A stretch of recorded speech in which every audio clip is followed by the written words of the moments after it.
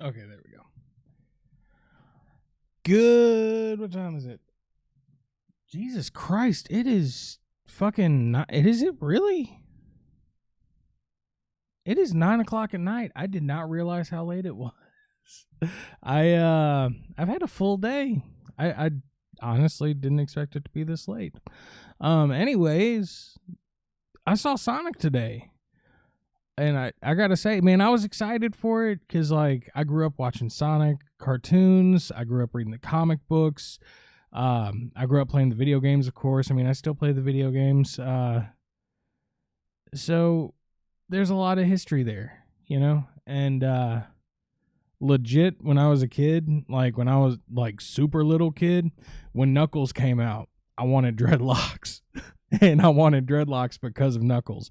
And that, yeah. So that was my main reason for wanting dreads when I was a kid. Was Knuckles. And so I got to see it today. And I got to say, man, that's possibly the second best video game movie to ever come out. Like, no joke. It's that fucking good. I have a weird way trying to rate video game movies. So like Doom was okay, despite what other people with vaginas may think. I forgot to change the name on this video.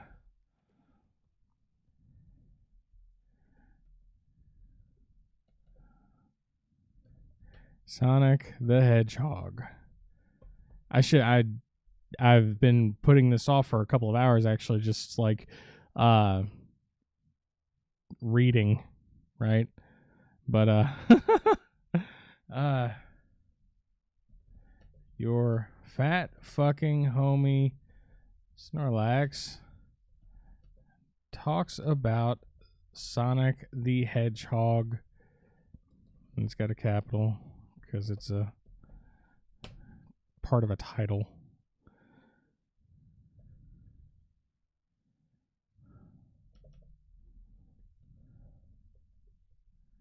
All right, there we go. So that should be updated now. Sorry about that. I'm a bit eccentric at the moment. I think I'm a bit eccentric a lot of the time, but nevertheless, to me, Detective Pikachu is the greatest video game film of all time. Sonic is fucking right there, dude. It really is. The cast is phenomenal. The acting is what you expect out of a movie like this. You know, it's not a very, we'll say, deep movie by any stretch of the imagination. It's a kid's movie, right? It's made for kids at the end of the day, right? That's what you're going in, and that's what you should be expecting. It's not. There's so many people my age. I'm 33. There's so many people that are in their 30s, in late 20s. They go to these movies and they're things from their childhood that were made for kids when they were a kid, and they're still made for kids these days. And they see something and it hasn't matured the same way they have, and they get upset by it. And that's fucking stupid, right? Like, SpongeBob is not going to mature by any stretch of the imagination. Pokemon is not going to mature any more than it has. It's not going to. Sonic is not going to mature any more than he has. It's not going to. This shit's made for kids. When you go to these movies, don't expect to see don't expect to see this shit in a new way just because you're an adult. Like, you got to go in and just accept what it is, right? And it's a kids movie at the end of the day. Being that, it's a fantastic kids movie. It is absolutely what it is supposed to be. There's so many callbacks to the cartoon. The cartoon, I feel like, was probably a lot more popular than the comic book. I think the comic book was, even for me when I was first getting into comics, and like, so I would go to the grocery store every once in a while with my mom when she would actually be around, and I'd hang out in the little comic section at Kroger, right? Like Kroger used to sell comics in their little magazine racks. And I'd hang out there and try to read a comic, and a couple of times I was able to sneak one out, right? And so it was, I never got like a full story out of it, but later on when I was able to, I went ahead and started reading them and actually reading them in order. And the stories in the comics were pretty awesome. I did grow up watching why is my stream health bad? I don't think that matters. Oh well. Anyways, so what was I talking about? The comic book. I got older. I read through it. Comics were fantastic. I loved them. Knuckles has always been my favorite character, and the comic books do great things with that character. The show does great things with that character. Sonic in the comic books has an amazingly troubled story.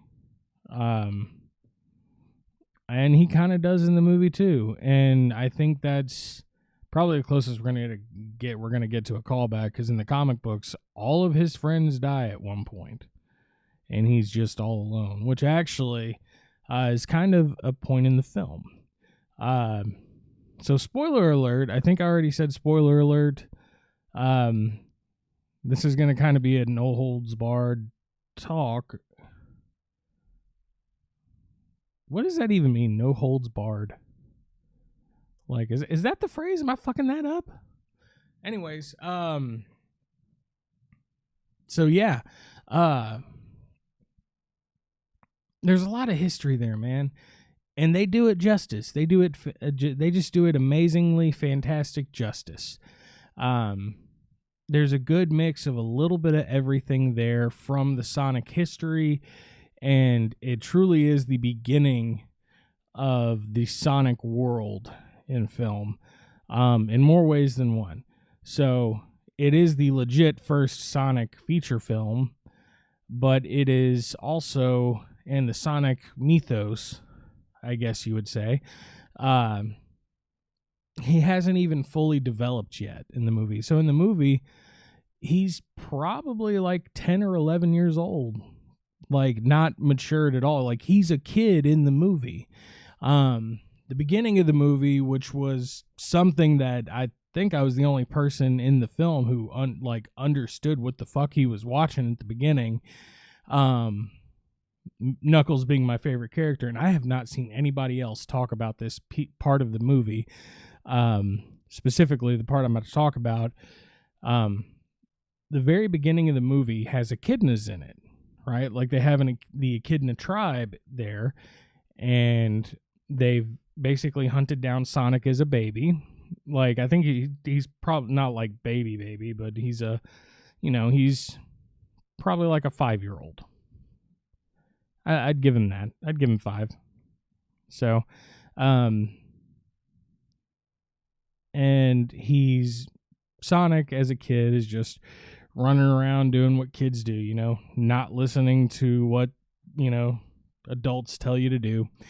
And, so opening scene, he goes into he runs up to what is basically his adoptive mom to he plucked a flower and it was bringing it to her, and she's like explaining to him for probably the millionth time that he's got to stay hidden so that way other beings don't see his power and try to take him because of it. And just then the echidna tribe pops up, and they're in their full gear, and I've seen the gear before, I think.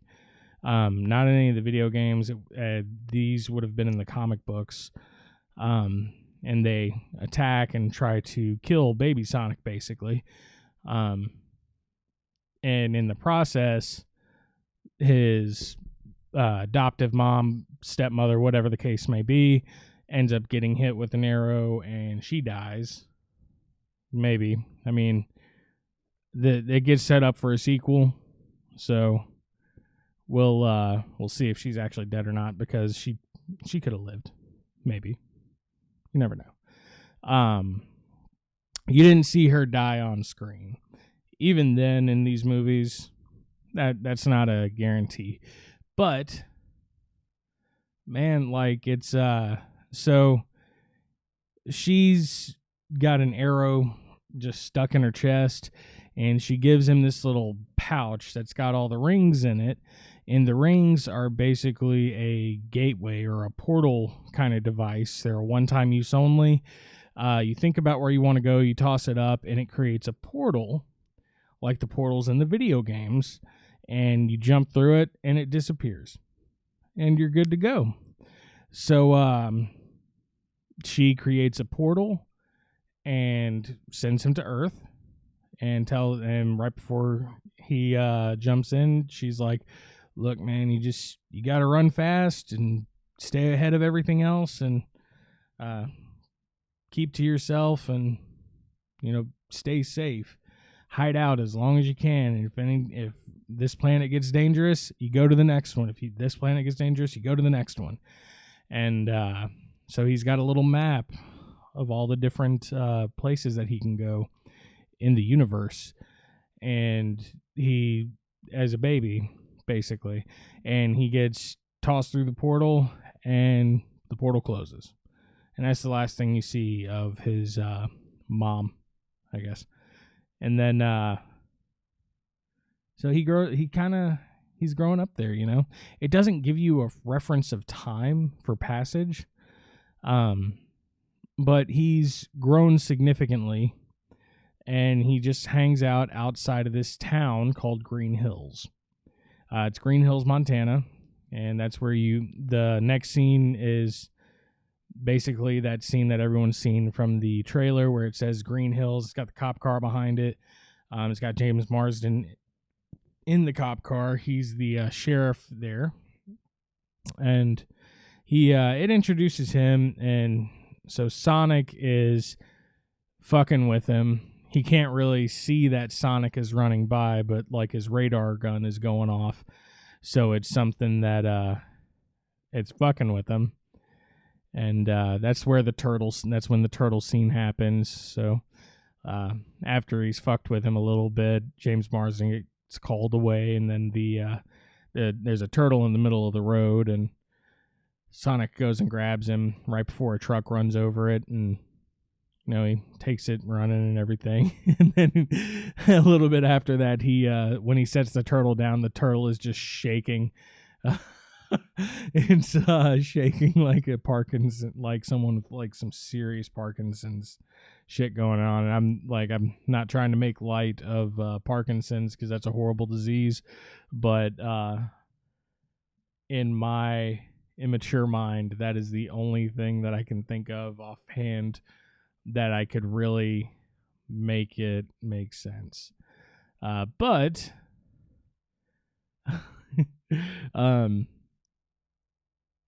so after he leaves, it shows a bunch of big wide shots of different people in different areas in the town. Sonic doing a voiceover, explaining the area that he lives in, explaining that who this person is, who that person is, just little extra characters. And it's by the end of it, he starts talking about he can't talk to anyone or can't let anyone see him because he's supposed to be in hiding. So he basically runs around and just like hangs outside of people's windows and just like watches TV like that, and just tries to pretend like he's part of a family and all that, and he's completely alone. But yeah, so it's kind of sad, man. But what's the next thing that happens? So the next thing that happens is after all of that, there's... I'm trying to remember this, man. I've had a lot of shit happen today.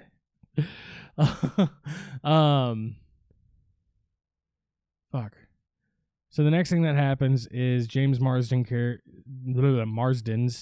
character gets a letter from San Francisco, letting him know that he got the job to come be on their police force, or that he's in the running for it, rather. Not that he's got it, but that he's in the running for it.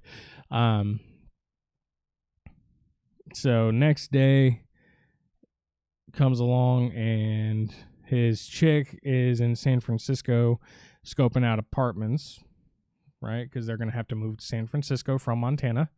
And then, so after that, that's about when they meet, right? So that night, the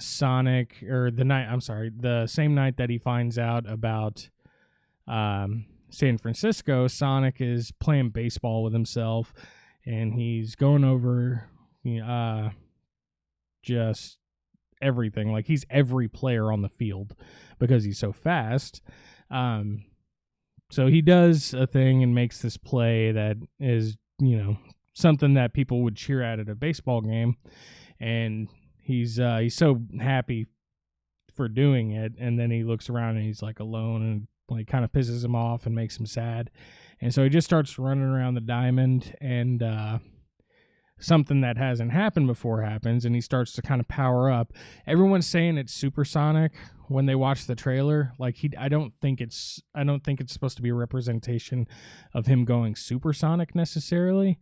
And we'll get to that a little bit later, because he hasn't done his dash attack either at this point. Like, he doesn't know what that is. He doesn't know that he can do that. And so I think that this is just that it's more part of the character growing and developing. Like, maybe the character's getting ready to hit puberty, and this is like part of his growth as a being, right? So he's running around. He creates basically this giant energy surge, which shuts down basically half the United States as far as power. All the power goes out. And so that gets the attention of the government. The government has this horribly corny scene with a bunch of like generals sitting in a room. They're like, oh God, we got to bring in that guy. That guy's a dick.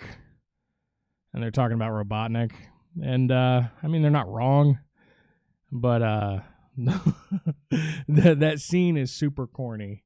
I'll say it's tastefully corny. Like, I feel like it's so corny that they can't, like, you couldn't make that and not know it's corny. Right? Like, I think people that would make that would be at least self-aware enough to know of how corny that scene is. So I feel like that's probably an intentional thing. But so they call him in. He comes in. It's that scene. Him coming in is the scene where he sees the lieutenant or whatever on the ground, and he's doing that. The guy starts talking, and he's like, nope, stop, nope, yep.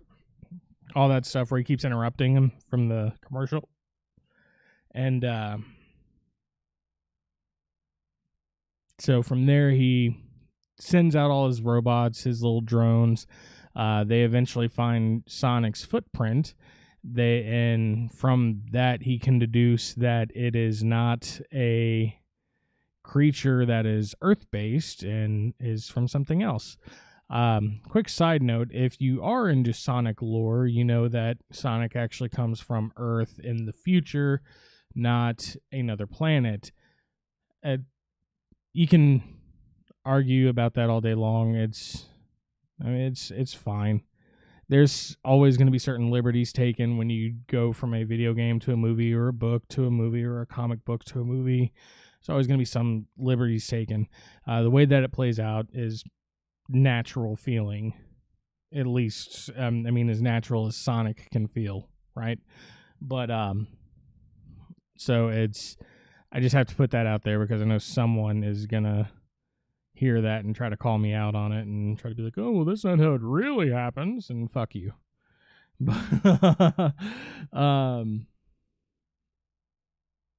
So, oh shit, I got off on a tangent there and it's fucked me up.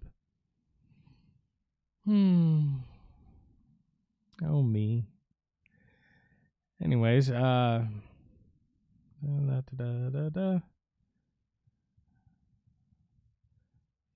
Earth. Okay, cool. Yeah. He identified that the creature he's looking for is not from Earth, based on his footprint. Fuck is that? I don't know.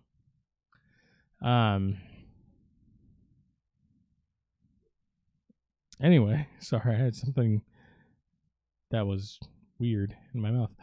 Anyways, from there, so the search starts the search for whatever the being is, moves over to where they found the footprint, and they start going outward from that, and that's really close to where Sonic is living in his cave. And so Sonic packs up like a backpack full of crap, and it's all goofy shit too. And it's like, he's like got this giant foam hat. The foam hat really is reminiscent of the foam hats that they have in Dumb and Dumber. And when like they're broke, and he's like, "Oh man, I gotta go to the store and just buy the essentials, the bare essentials." And he buys a bunch of stupid shit. So, like that giant foam hat, that's what he's got. That's one of the things that he tries to take with him. And then like his Flash comic book collection is something that he tries to take with him. He tries to fit it all into a backpack, and then he's gonna go to the Mushroom Land, and so he can't do it there because movie needs plot. So if he did it there, then movie would be over. He would be safe. But he doesn't feel like it's safe for him to do it in his cave. So he goes to James Marsden's garage while James Marsden is home. And that's where you get the scene from the trailer where he's holding the ring. James Marsden comes into the garage, yells, and shoots him with the tranq gun. Couple of seconds later, which is probably in the movie time, a couple of minutes or a couple of hours, Sonic wakes up. He's in a dog cage, and James Marsden is kind of freaked out by the whole situation, doesn't know what the hell's going on. But Sonic is trying to explain to him, and horribly, because that's because, well, he's got tranquilizer running through him. It's supposed to be horse tranquilizer, I believe. But yeah. Anyways, so and that's where you get so they have some back and forth, and it's pretty hilarious because James Marsden doesn't know what the fuck is going on, and Sonic is like looking at him like, "Oh, what? You can't, like, why don't you understand this?" Right? Like, Sonic is really blasé about it and just like, "Oh, come on, man, this shit happens all the time." And so that's kind of the attitude they have towards each other. Like, James Marsden is like, "Oh God, what the fuck have I got?" The whole movie's kind of got this, "What the fuck am I doing? Why the fuck am I doing this? Jesus Christ, how is this shit real?" kind of attitude. And then Sonic's just like, "Oh well, just another day." Right? So it's a pretty fun dynamic that plays out through the whole film. And it works really well. But So moving forward with the story, Dr. Robotnik shows up. James Marsden's character Tom is like, the thing's in trouble, so we should probably help him out. Robotnik tries to lie to him to get into his house, but he calls him on his bullshit, and so that's where you get the scene at the beginning where Robotnik has got got one of Sonic's quills that's all kind of lit up, and Sonic pops up. So what happens is, as Robotnik's trying to leave, getting ready to leave the house, he notices one of Sonic's quills that have fallen out of him on James Marsden's table, and he picks it up and he realizes, oh, this guy knows what the fuck's going on because he's got one of those. So he starts being a little bit more aggressive in his interrogations.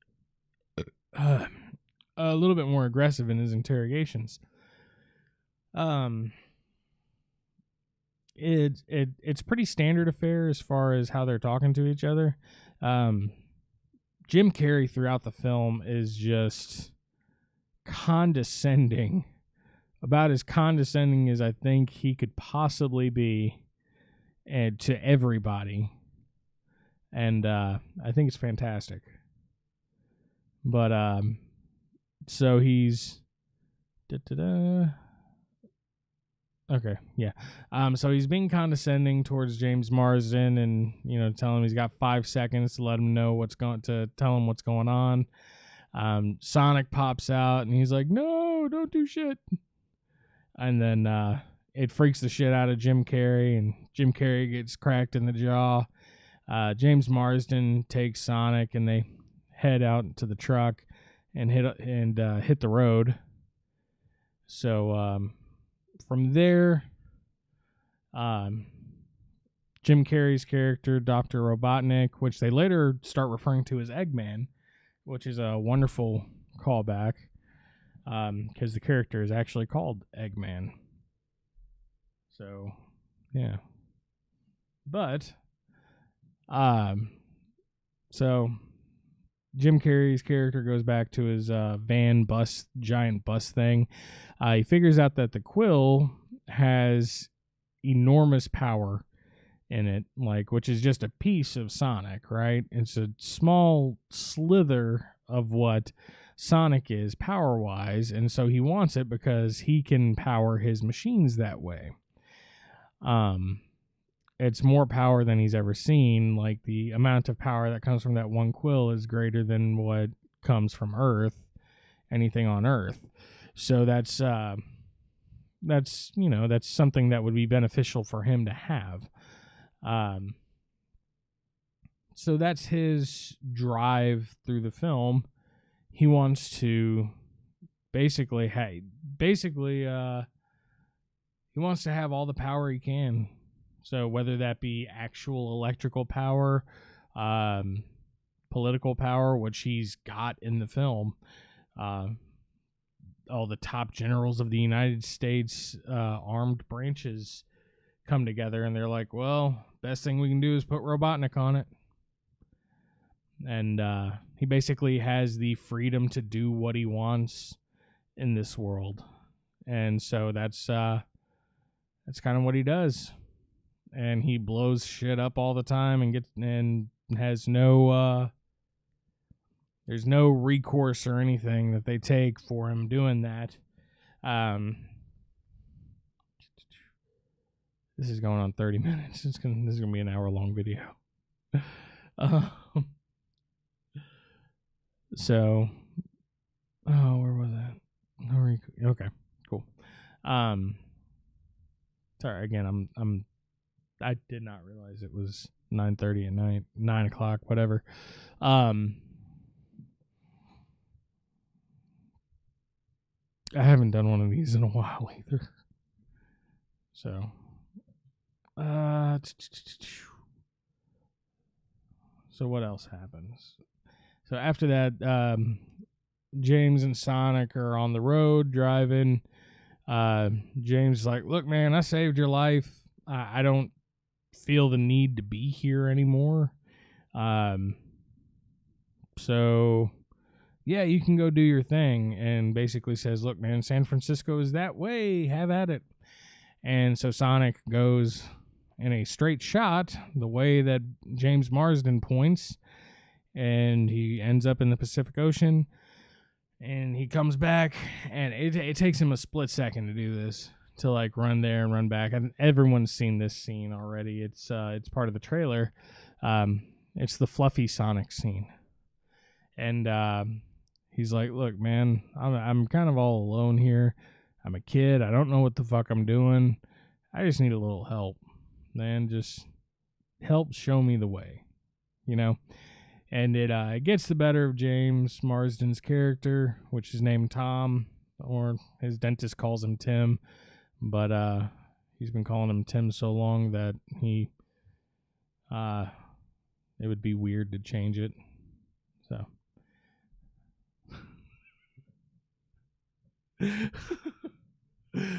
that's one of the jokes in the film, and it the more I think about that joke, the funnier it gets. But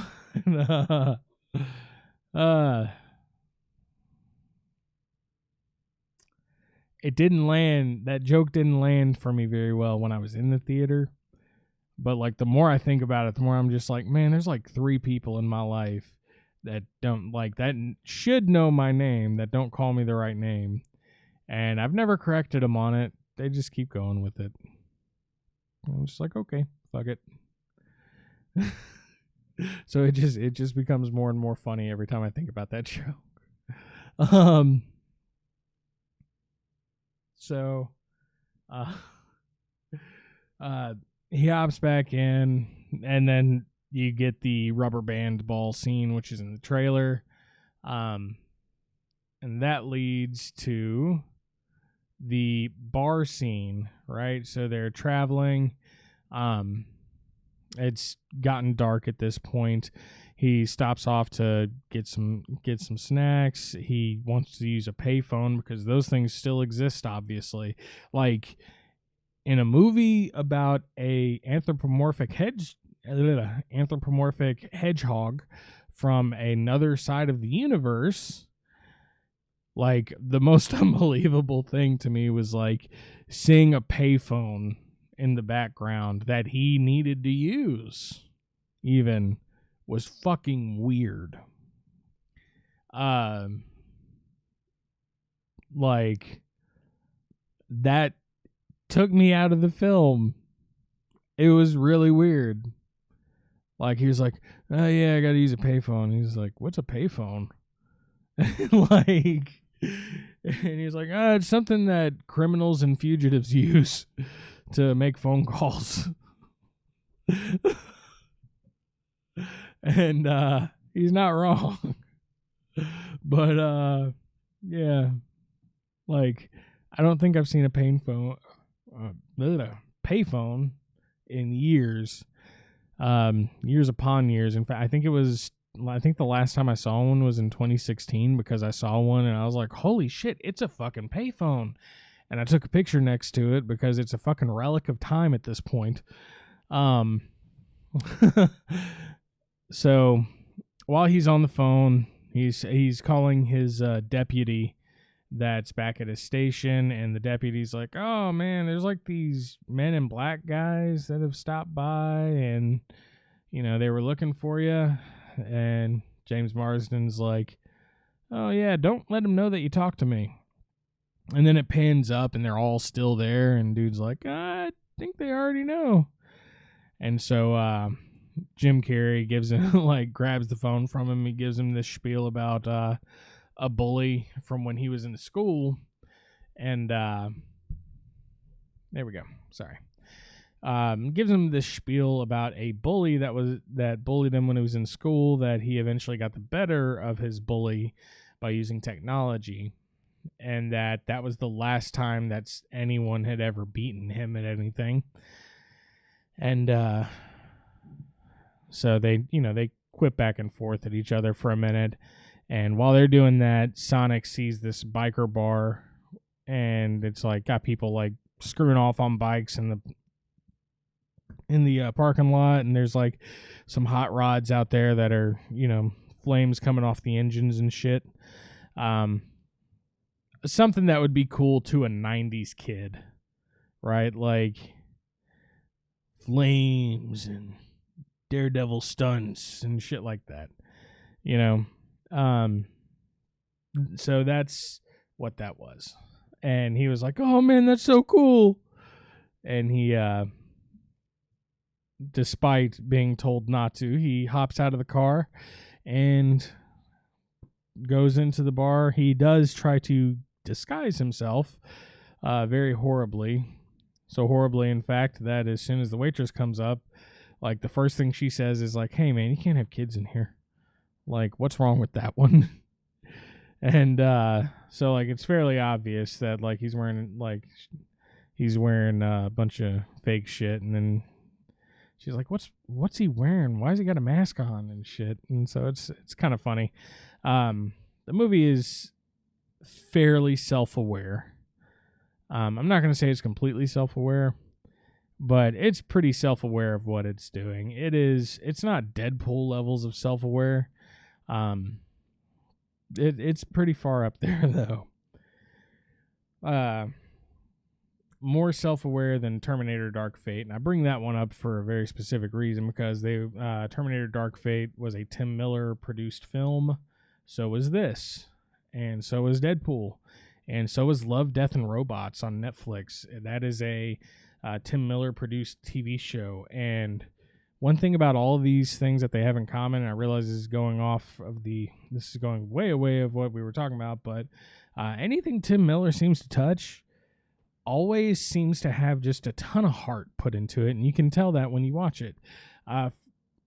The Terminator film bombed fairly horribly. It shouldn't have. It was a fantastic film. It was absolutely wonderful, especially, like, don't get me wrong, I like the other Terminator films. I even like Genesis, which most people hate.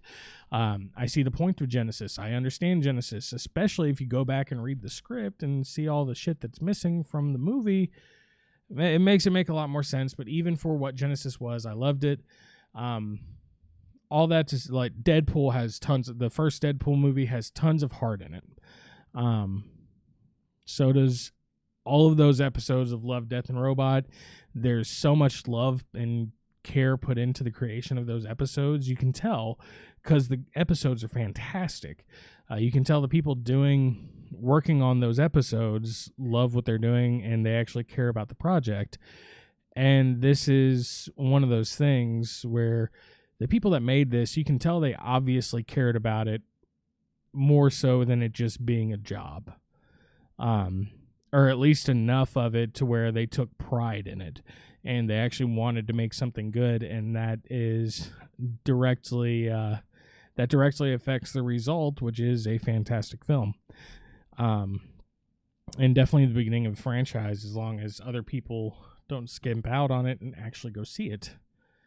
But I digress. Back to the plot.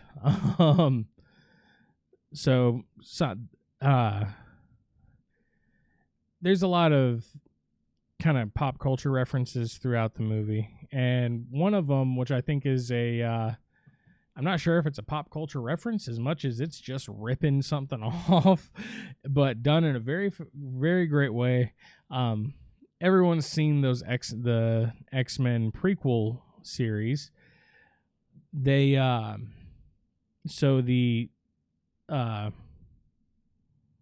Oh, fuck, what is his name?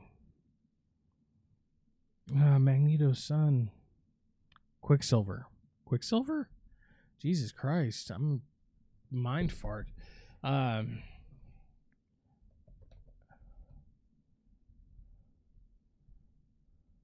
Okay, cool, it is. Sorry. Mind fart. Anyways, the X-Men Quicksilver scenes, the slow motion scenes where it shows him being normal speed, everything else looks like it's frozen kinda, because he's moving fast and doing things. So it's one of those scenes in the middle of a bar fight that Sonic is in the middle of, and it's pretty hilarious. So it's about as hilarious as the one from Age of Apocalypse.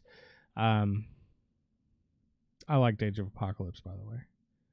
I think I'm the only one. I know there's 2 other people that liked it. I think we're the only 3. But yeah, it's the only thing I didn't like about Age of Apocalypse was the actor that played Apocalypse. I'm not a big fan of him. Same guy that plays Poe Dameron. I'm not a big fan of that actor. He's he acts the same in every film. It's like Will Smith, right? Like when you get Will Smith, you're not getting an actor that's going to look at the character and base anything off the character. You're going to get the actor, and the actor is going to play themselves in that character. The only time I think that's not true for that guy is Ex Machina or Ex Machina or whatever, however you say that fucking thing. That is a fantastic film, and he's actually really good in that film. And it's the one time I think I've seen him play a character that doesn't feel like him just being himself, and you're just paying to get him. So, yeah. Anyways, back to Sonic. So, where was I in Sonic? Bar fight? Bar fight. All right. Bar fight. It's a pretty funny sequence. Again, it's so the first time that Quicksilver sequence happened in the X-Men franchise, it was a little bit more serious. I think because the stakes were so high, that's why it's more serious of a scene. Granted, I guess the stakes are higher in the Age of Apocalypse one, but you know what he can do, and he does so much just funny shit in the process too, that it makes it awesome, and it makes it a little bit more funny than it really should be for the context of what he's doing that in. But so they do that, they head out, they have kind of a bonding thing going on. Part of the reason they were at the bar is Sonic, he was going to be leaving Earth. He's going to be leaving Earth, as soon as they get to San Francisco.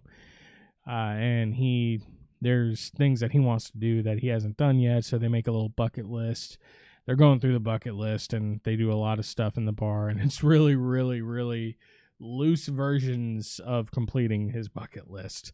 Like, he's like, I would like to tame a wild animal. And so he does the bull riding thing. And they're like, it's good enough. Check it off.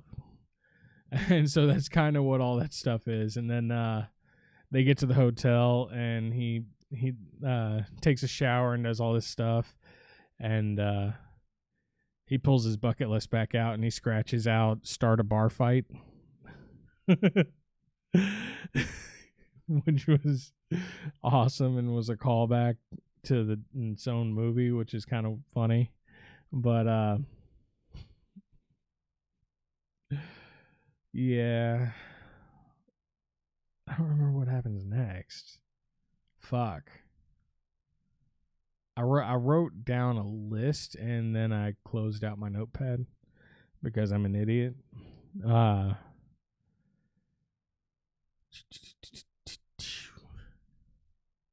Okay. Next morning, they wake up. They're on the road. Jim Carrey's character, Dr. Robotnik, sends out that kind of battleship on wheels looking drone that you've seen in the trailer. The one where Sonic does his spin dash attack. That's the first time that Sonic does that. He doesn't know what it is. Right? Like, so we know what it is. If you played the video game, if you've watched any of the cartoons, you know what it is. Sonic doesn't know what it is. He just happy that he did something that was extremely helpful. Right? So, like, he's, so they're sitting there battling this while they're going back and forth. Because they're kind of at each other's throat a little bit. So this was actually kind of the best friend sequence where from the trailers, where if you saw that trailer, because that was only in one trailer, I believe, James Marsden's Sonic says that they're best friends. James Marsden says, "No, we're not. I've only known you for like 2 days." And then Sonic is like, "Well, I'm like your best animal friend." And he's like, "No, that's my dog." Like, so that kind of hurts Sonic's feeling, like legit hurts Sonic's feelings. So he's kind of pissy about it. And again, Sonic doesn't understand the minutia, I guess, of interacting with other beings, because he's been alone for what I would guess is years. I don't know how he ages. So there's no time frame at the beginning to tell you that. So there's no telling how old he is. Really, there's no real way to guess. But so he's kind of pissy about it, and they're sitting there working on attack. He's on the front of the truck. Sorry, I have the hiccups horribly. So he starts glowing like you see in the trailer, and then he kind of rolls off the truck and does the spin attack, his spin dash, and it destroys the machine in one hit, and he's pretty happy about it. And he starts doing the fucking backpack kid dance, or the Fortnite dance. Some people might know it as that. And which again leads to the whole thing about he's a kid, like he's a kid for real. So he does that. James stops the car. Sonic hops back in, and they take off. Then a smaller robot comes out of that one. And he's like, "Oh shit, the robot just had a baby." Like, he doesn't say, "Oh shit." That's just me. But he's like, "Oh, the robot just had a baby." And so they destroy that one. Once they destroy that one, another one comes out of that one, and it's like a little monopod one. Like, it's only got one wheel. And so James Marsden destroys this one. He has Sonic take the wheel. And there's the kind of the overused part about I've never driven before, but I have to drive right now because it's an emergency situation. And the person in the back that's drove plenty is like, why are you suck at driving? And Sonic's like, because I'm learning right now. And he's reading the fucking manual to the truck, like the manual to the truck is going to teach you how to drive. It does not. So he's so James Marsden does damage that. It destroys that machine. Out of the eyeball of that machine comes the really small one that's got the laser on it, and that's the scene from the trailer where it cuts the top of his truck off. And then also there's another scene in some of the trailers where you see him holding it, where they got something stuck to their hand, and that's actually the smaller part of that. Great resourcefulness on Dr. Robotnik's part for that, you know? So that actually ends up being a bomb, and Sonic gets it finally to stick to a rock, but he doesn't get away from it in time. It explodes, and it hurts Sonic. So Sonic's kind of knocked out, and so James Marsden picks him up, puts him in the truck, takes him on, finishes the drive to San Francisco over to his wife's sister's house, which his wife's sister does not like him for some reason, which is really weird because James Marsden is like he's a pretty good guy in the movie, you know, like he's someone that you would want to be friends with. If anything, just because you could always call on him and he would always be there, you know? So it's something that it's really weird that she has like a disdain for him. But you know, plot points. You can suspend your disbelief, and it's easy enough to suspend your disbelief for that. I think I've had enough moms that hate me dating their daughters to know that people can hate you for no reason. So by this time he's all over the news, and so he knocks on the door. He's got Sonic in his arms, like covered up with a blanket, and the sister's going off like, no, he's a terrorist, and like going off and shit, and that's pretty funny. The dog ends up pulling the blanket off of Sonic, who's passed out in James Marsden's arms, and the sister falls just like unconscious. They tie her up in a chair, and while they tie her up in the chair, the niece / the sister's daughter is running around free, and does what kids do. The wife is helping to resuscitate. I guess that's the word you would use here, resuscitate. Sonic, right? So he's passed out. They basically just use a salt sniffer pack, whatever, and they crack that, and it wakes him up. So she flips out because there's a talking fugitive alien that won't shut up sitting there, and so she flips the fuck out and is like, what the fuck are we doing? And at that point you see the sister tied up to the chair, and she's like super pissed, and so he basically explains what they need to do, which is go to the tower. I forget which building it is. I'm not familiar with San Francisco. It's one of those famous ones though.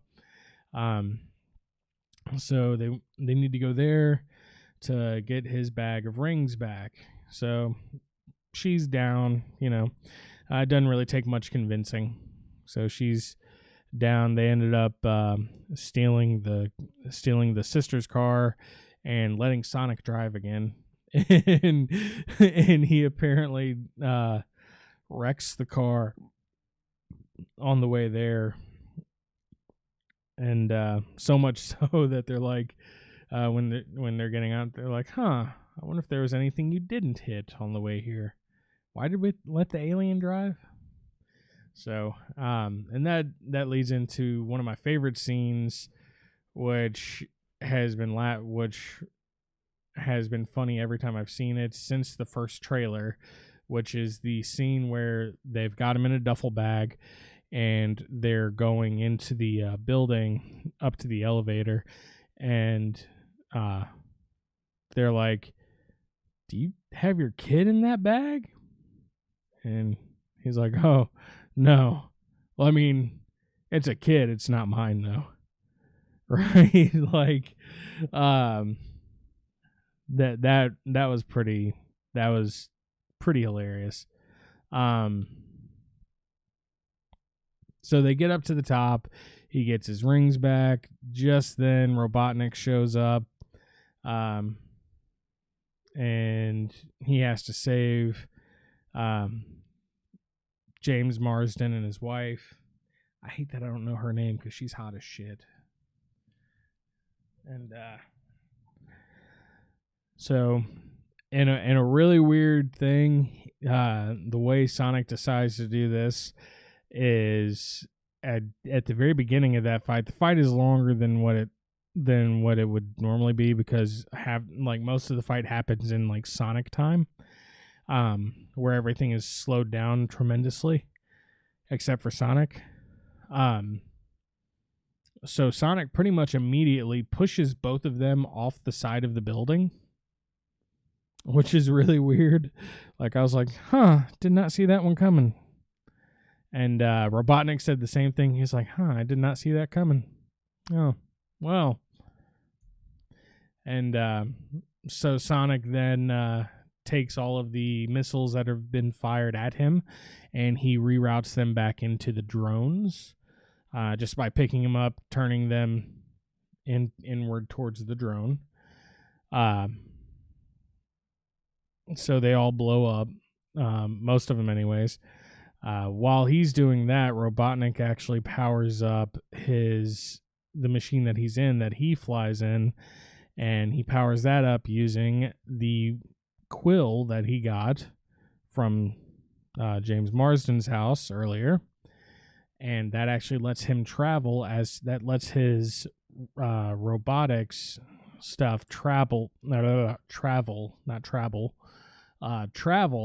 as fast as Sonic does. Here you got to suspend a little bit of disbelief, because his reaction time should be slowed down. The robot would have to be taking over at this point, but his reaction time is normal when he's doing this.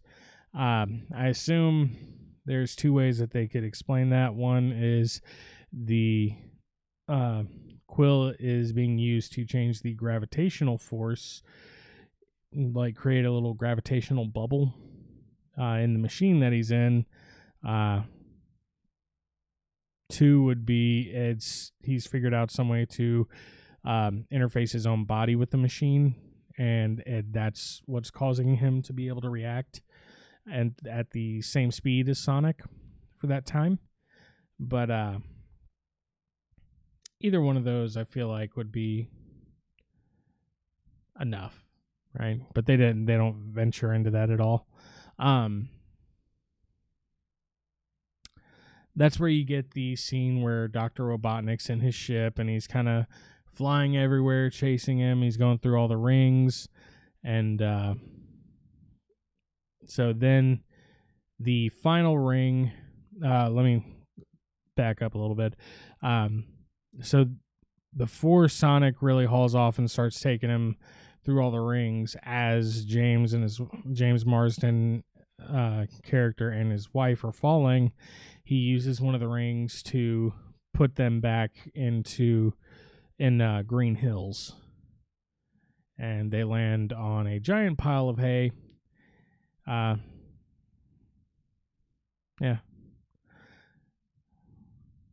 And then they go through and you get all the rings and Sonic being chased. Then you get what happens? So in the final little piece of the battle there, you get Sonic being back in Green Hills. It's on Main Street, so everyone's sitting there watching. Earlier in the film, there's a character that has no real relevance other than just comic relief and just being a corny character trope, which is the crazy guy that knew what was going on and which becomes vindicated, right? Like that's a trope at this point. I think that happens enough now to where there's like a crazy guy like, oh, I told you that shit was real, right? Like that's a trope at this point. So his name is Carl, and he keeps telling everyone in town about the Blue Devil. And it's pretty hilarious. But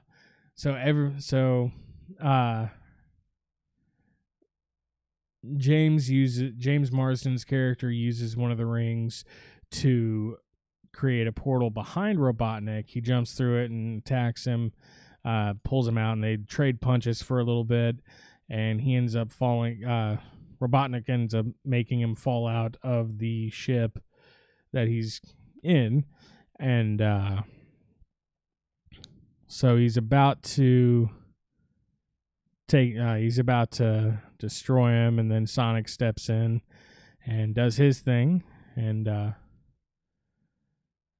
so Sonic kind of lights up and starts doing his supersonic thing. Again, I don't think it's supersonic. Everyone keeps referring to it as that, and I mean, I have too, just out of like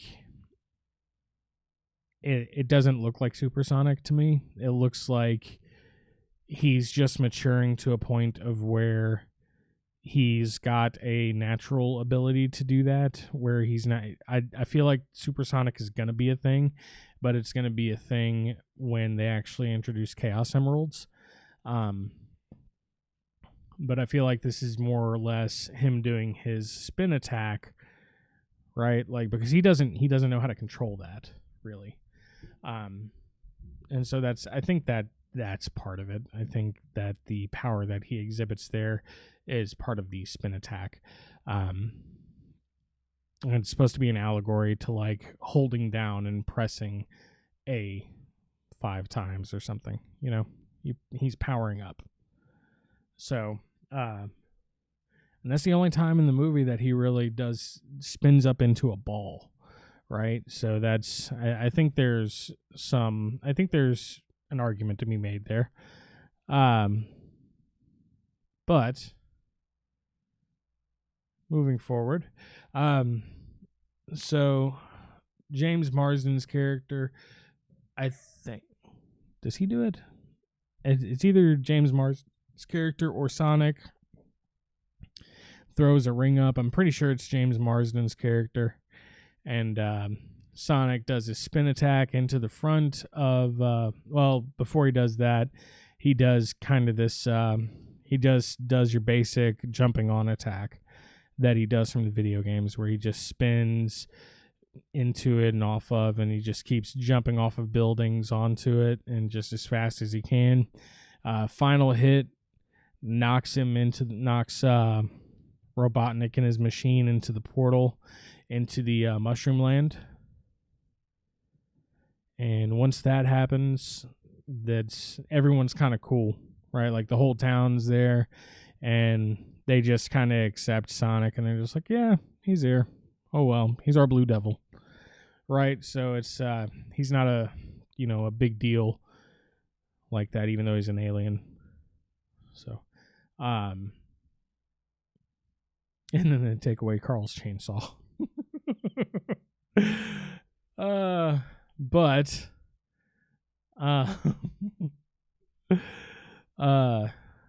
so after that, it's basic just wrap up of the final little bits of story, onto something that like the wrap ups of the story are kind of weird and kind of loose, like the whole James Marsden's character being a terrorist, being a domestic terrorist. I don't feel like that's fully wrapped up. They try to, but I feel like there would be more to it, because I mean that shit was on the news, right? So basically, one of the head people the armed forces comes out, and they're like, "Hey, yeah, so sorry about all that Robotnik business. Here's a thank you for being cool about all that stuff that didn't happen a couple of weeks ago." And they're like the wife's like so excited. She's like, "Oh shit, we're gonna be able to pay off the house." And then like James Marsden opens it, and it's a $50 gift card to Olive Garden. And he was like, "Have you tried their unlimited pasta bowl?" Like, there's a joke earlier in the film about Olive Garden, which is complete, like, it's so out of place. You can tell it's a product placement thing, but I swear to God, like, they had to, like, that had to have been the product placement that was paid for, and then they justified it by turning it into a fucking joke later on in the movie. Like, I feel like the first time was product placement, and what they did was they ended up turning it into a setup for a joke. Like, I feel like, because the movie is self-aware enough to do that. Okay, there we go. Sorry, I had a hair that was creeping up on my nose. But so apparently all is good there. So Sonic's in the lunar room, and they're like, "Oh yeah, we don't know where he is." And so the government's like, "Oh well, shit happens." And so Sonic's actually in their living room just like kicking it, but so they basically tell Sonic that it's time to go home. I hate it when it does this. Computer. There we go. All right. They tell him he needs to go home, and he's like, man, it's only like 3 PM. And they're like, yeah, well, come on. And they actually take him up to the attic, which they've turned into a bedroom for him. It's got like a little race car bed, and it's got a bunch of his stuff from his cave, and it's kind of sweet. And what else? What is next? And that's the end of the. That's when the credits start to roll. And then there's the end shot, or is that it? Fuck. No, I think the next scene is Dr. Robotnik on the mushroom planet, and it is he's months have passed at this point. I think his mustache has gone out to like here, like a Dr. Robotnik mustache. It's all wispy and shit. And he's sitting there shaving his head. He's got a stone that he's carved into a face, and he calls it Mr. Stone. And he picks it up and throws it, and he's like, "Time to do some reconnaissance." Like, which is fucking hilarious. As corny as that joke is, it's fucking hilarious. And he looks more like the just batshit crazy Dr. Robotnik that you know. So they showed that piece in the trailer. So then the credits roll, and it's got a lot of the animation from the Speed Me Up music video, which is the music video Wiz Khalifa did for the film. And then after that, there was a thing that made everyone happy in the theater, including myself. So the theater I was in seats probably about 50 people, and it was probably about half full. There was only one kid in there, which was really weird because by all intents and purposes, like, this is a kid movie, right? Like, don't make any mistake. This is a kid movie. That should be fairly obvious at this point. But there's only one kid in there. It was really weird. She had a blast. She laughed all through the movie. She was like 3 rows ahead of me, but she was loud. I didn't mind. It's a kid, and it's a kid's movie. I expect that shit. So, you know, I understand it. I'm not in any place to complain. But and I'm glad the kid had a good time. That's ultimately what these things are supposed to be for. Kids having a good time. So a ring portal opens up on a cliff, like over the top of Green Hills, Montana, and Tails pops out, or Miles, whichever one you want to call him, because that's Tails is his nickname, Miles is his name. So he comes out, and he's got like a little gadget, which is like a tracker, and he's like, "Oh, he's here! I found him!" And he does his little tail spin and flies off. And that's the lead-in for, like, that's the setup for 2, and I'm fucking excited. When Tails popped out, I swear to Christ, it's the same guy who did the voice for Tails in the cartoon. It's got to be. It sounds exactly like him. And a couple of adults, like, stood and clapped and fucking were just excited. And I was like, man, I think that bodes pretty well for this film. Like, it is a good film. So again, as I said an hour ago, the film is absolutely one of the best video game films of all time. For me, it's number 2. It's really hard to pick between 1, 2, and 3. 1, 2, and 3 for me is the original Mortal Kombat movie, which today still kind of holds up. It does. I mean, it's intriguing. You develop enough the character development's on it's actually okay, especially for a cheesy 90s action film. Pokemon Detective Pikachu, for obvious reasons, is definitely my number 1. Sonic is not far behind Detective Pikachu for me.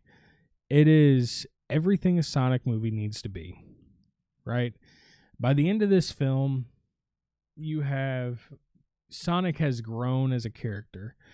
He's learned more about himself, about his abilities, and he has found himself in a better position in life than he was at the beginning. And so he has that growth, right? Not a lot of growth. He's still a kid, right? Like, they make a joke about him going to school at the end of the movie. And so it's like, I mean, it hits all the points that it needs to hit to be good for Sonic fans that are adults, but it hits everything it needs to hit as well for it to be great for kids.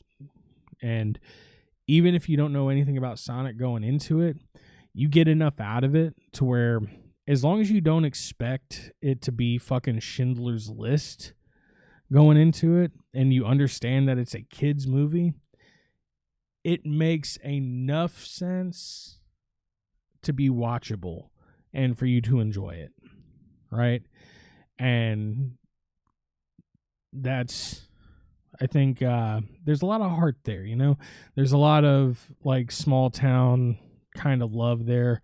When I say that, I mean there's a lot of love put into the film about just basic morals, about caring about each other, and about just trying to be a good person. There's a lot of stuff in that. There's a lot of stuff about that in there. There's stuff about duality there, right? Like James Marsden's character, he knows that what he's doing is wrong legally, but morally it's the right thing to do, right? And so that's a big piece of that. Because kids, they don't get, I don't think kids understand duality the way that an adult understands duality. And I think that's something that is built into the film a certain way to where it makes it appeal to adults. So it's, again, I don't think I could praise the movie enough. There's very, very few things. For the couple of things this movie does wrong, it does absolutely everything else right. Like, I'm probably going to go see it 2 or 3 more times. It's absolutely fantastic. I really sat here for about 2 hours afterward just trying to find something in it that was really negative about it, because watching the trailer, I was excited about it because it was Sonic, right? And because I wanted to see Knuckles on the big screen, right? But I didn't expect to come away from it having the experience that I did with it. It is absolutely a fantastic film. It is absolutely worth going to see. Take your kids to see it. If you're a kid, annoy the shit out of your parents to see it. It's fantastic. I have no doubt that this is going to get a sequel as long as people actually go see it. Like, it's a good film, and I can see why Paramount spent the money to have Sonic fixed, because they wanted people to go see this because they knew the movie was something that could have some longevity to it. As far as a franchise builder,